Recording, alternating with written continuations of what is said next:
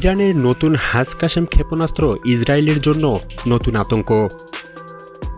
ইসরায়েলে হামলা চালাতে হাজ কাশেম নামে নতুন একটি ক্ষেপণাস্ত্র ব্যবহারের দাবি জানিয়েছে ইরান। এই ক্ষেপণাস্ত্রটির নামকরণ করা হয়েছে আল কুদস বাহিনীর কমান্ডার কাশেম সোলাইমানির নামে, যাকে মার্কিন যুক্তরাষ্ট্র 2020 সালে হত্যা করেছিল।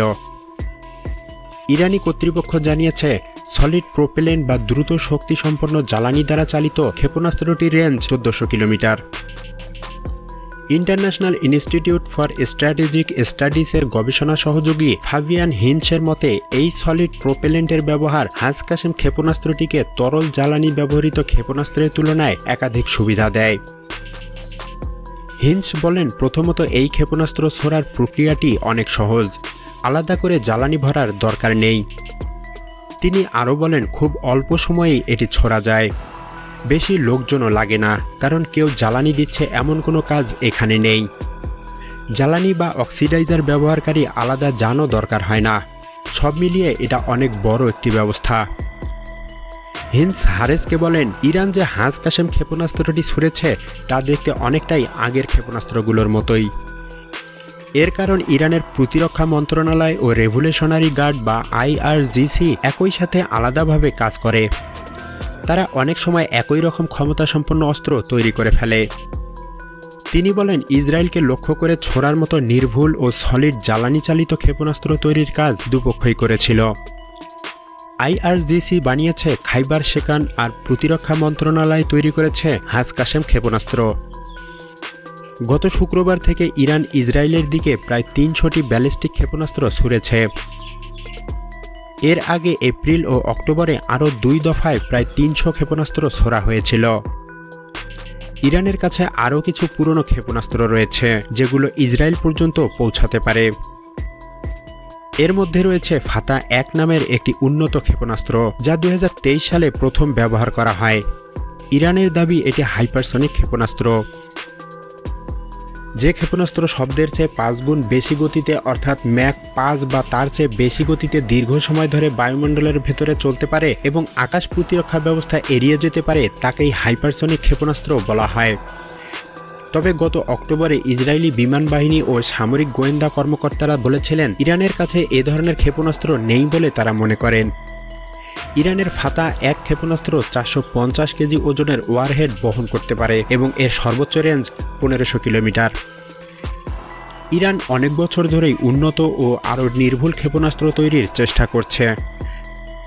2022 সালে যুক্তরাষ্ট্রের CENTCOM commander general Kenneth McKenzie জানিয়েছিলেন, ইরানের কাছে তৎকালীন সময় 3000-এর বেশি ব্যালিস্টিক ক্ষেপণাস্ত্রের মজুদ ছিল। গত বৃহস্পতিবার ফক্স নিউজকে দেয়া এক সাক্ষাৎকারে ইসরায়েলি গোয়েন্দা সংস্থার একজন ঊর্ধ্বতন কর্মকর্তা বলেন, বর্তমানে ইরানের হাতে প্রায় 2000 ব্যালিস্টিক ক্ষেপণাস্ত্র আছে বলে তারা বিশ্বাস করেন।